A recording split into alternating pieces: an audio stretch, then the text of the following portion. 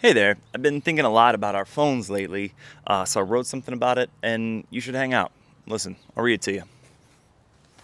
Last month, Phoebe Bridgers posted on Instagram for the first time in over 2 years. The two-slide carousel featured a series of upcoming tour dates and a caption that read, "I'm going on tour, no phones." A 6-word memoir that rivals Hemingway's For Sale, Baby Shoes Never Worn. An artist who has built a deep and meaningful connection with her fans by shedding layer after layer of personal boundaries in her music is asking for space and grace and trust as she returns to the spotlight.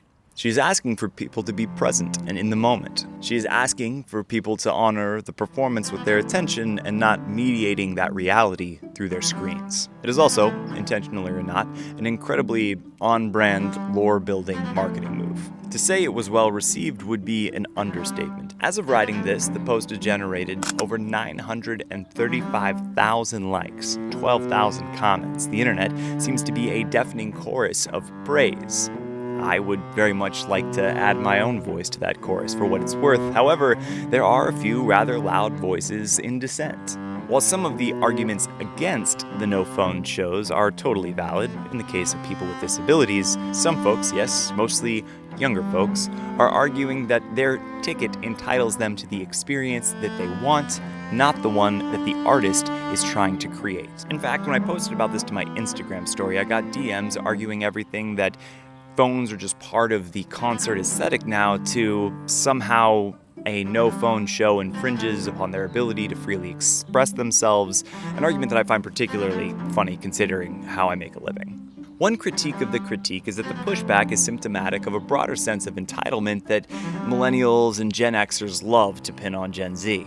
An embarrassingly cliche complaint cast down from one generation to the next that kids these days have it so much easier than we did. Our particular brand of this crude trope paints Gen Z as a generation of grown tablet kids who expect to be rewarded simply for their uniqueness rather than their merits, talents, or hard work. I find this incredibly ironic given that we are the ones that put the tablets in their hands, not as parents per se. Rather, it was our generation that was the early employees of the tech companies who made it our mission to colonize every waking moment of their attention. It was us millennials, after all, who were the first employees at Facebook and Instagram and countless other social startups whose whole intention was to maximize the most amount of time that you spent on your screen so that we could deliver you the most amount of ads so that we could make the most amount of money.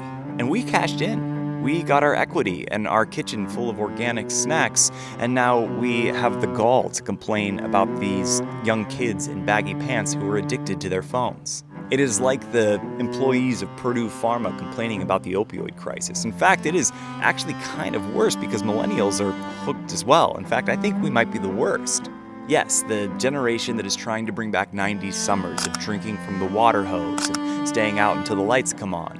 We secretly wait till our kids go to bed so that we can sit on the couch and scroll for 2 to 3 hours while we play Netflix in the background. And the worst part is that we're largely oblivious as to how bad we are. We unironically watch reels color-graded in analog-tinted nostalgia about the way the world was before we lived on our phones.